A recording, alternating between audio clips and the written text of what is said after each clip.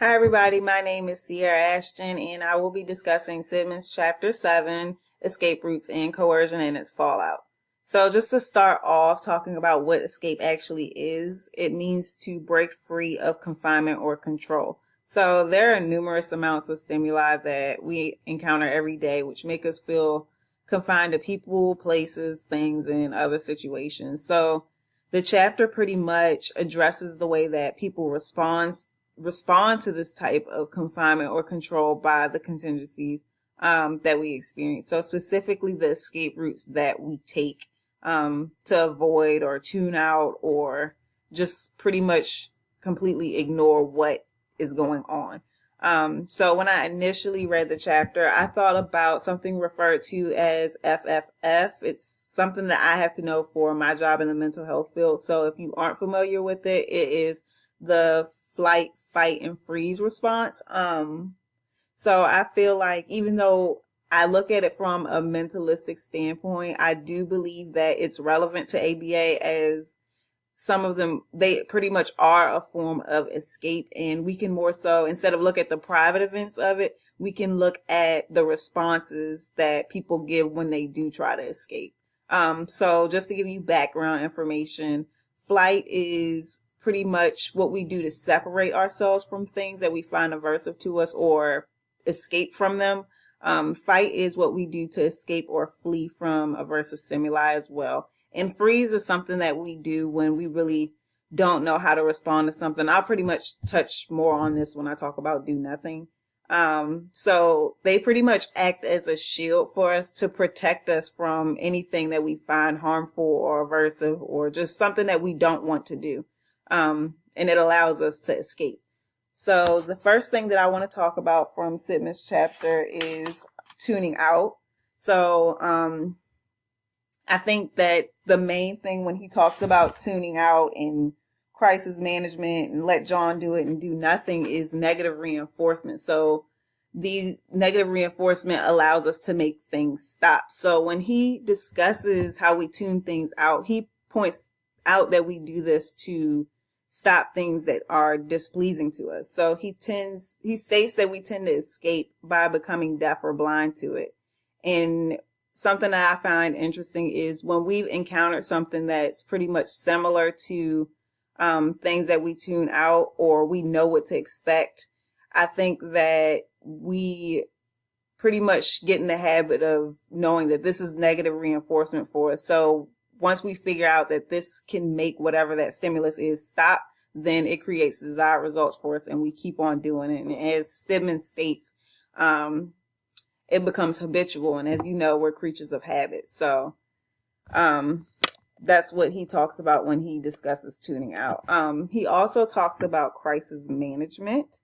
He talks about it being negatively reinforced. And the way that he describes it is basically as being a vicious cycle that people can pretty much operate or function by continuously putting things off or on hold. I do this, I put things off, I procrastinate all the time.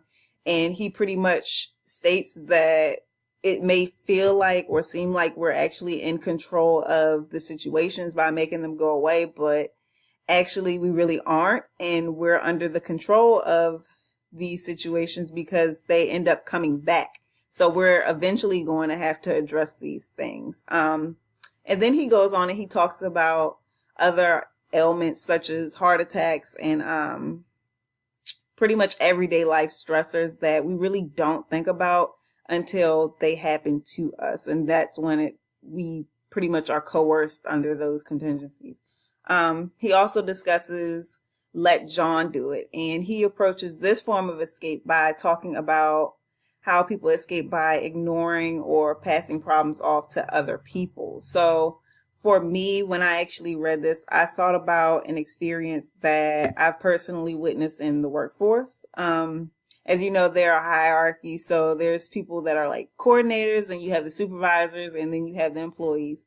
And in order to be in these positions, such as like coordinators or supervisors, you have to have a confrontational, strong type of personality. And to be able to handle certain situations that may be detrimental to the company.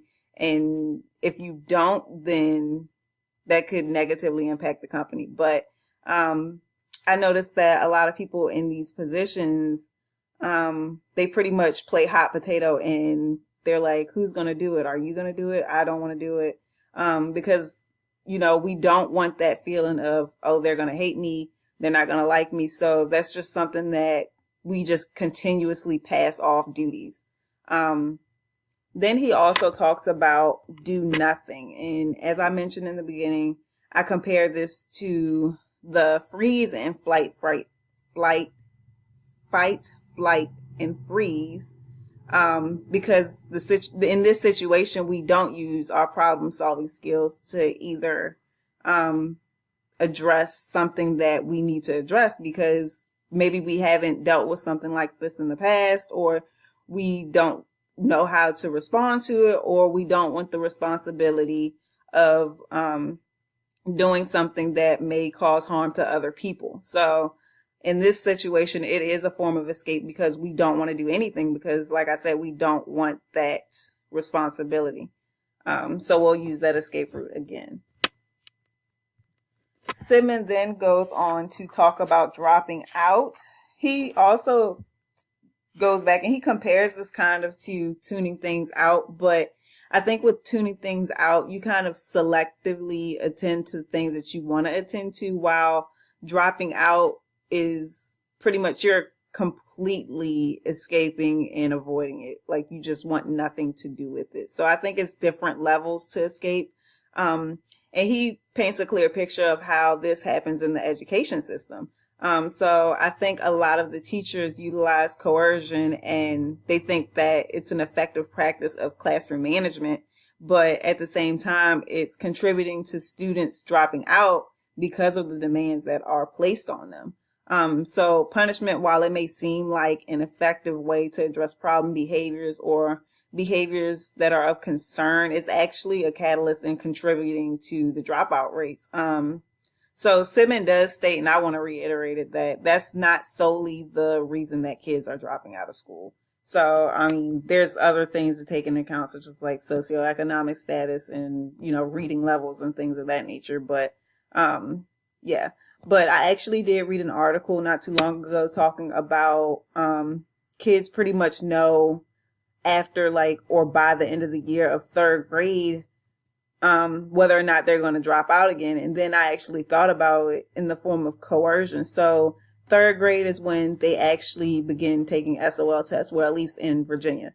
So if you think about it, the stress of the teachers possibly trickle down to the students. And then the teachers are expected to have a certain percentage of their classroom pass their tests. So if these expectations this is another hierarchy example, if the expectations from principals and the school board are to have your students pass this test, and then they don't, these expectations exceed the level of the students. And then as a result, the students start displaying these avoidance behaviors, such as distractions, aggression as well. So I think it's also something that it just trickles down. Like the teachers feel coerced, the students feel coerced, and teachers leave, the students leave. It can be a big mess. So if the students don't get the proper assistance that they need or positive reinforcement that they need, this could contribute to them later dropping out. Then he goes on to talk about family, and family dynamics. And if the child is constantly punished, then they become accustomed to, this type of behavior, and then they learn to tune things out. So this in turn leads to the family members leaving home the first chance that they get. And he talks about the parents leave as a form of escape. And then here's another example of the trickle down effect. So, in other words, he states that we may escape from our coercive family environments, but unless we have another model to follow, then this becomes cyclical. So, I think this is relevant to ABA because this is learned behavior, and it could be cyclical if we don't model the appropriate way to respond when undesirable events happen. So lastly, I want to discuss suicide, and he also talks about religion and society as well, but I'm just going to talk about suicide right now.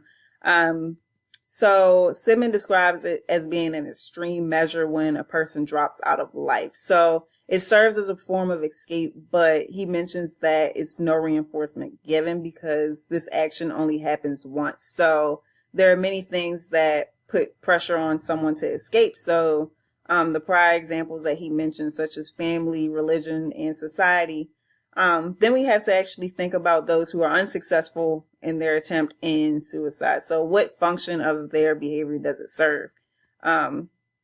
What function does their behavior serve? So the example that Sidman gave was based upon attention. So this was a form of coercion as the individual was able to elicit a desired response from another person. So suicide is also something that can be cyclical until it gets to the point where someone feels that they've exhausted all possible escape routes. So in conclusion, escape serves as negative reinforcement or a temporary fix, and in some cases, such as suicide, a permanent fix to our aversive situations. So my question to you is, what are some of your escape routes and what function does it serve in your life?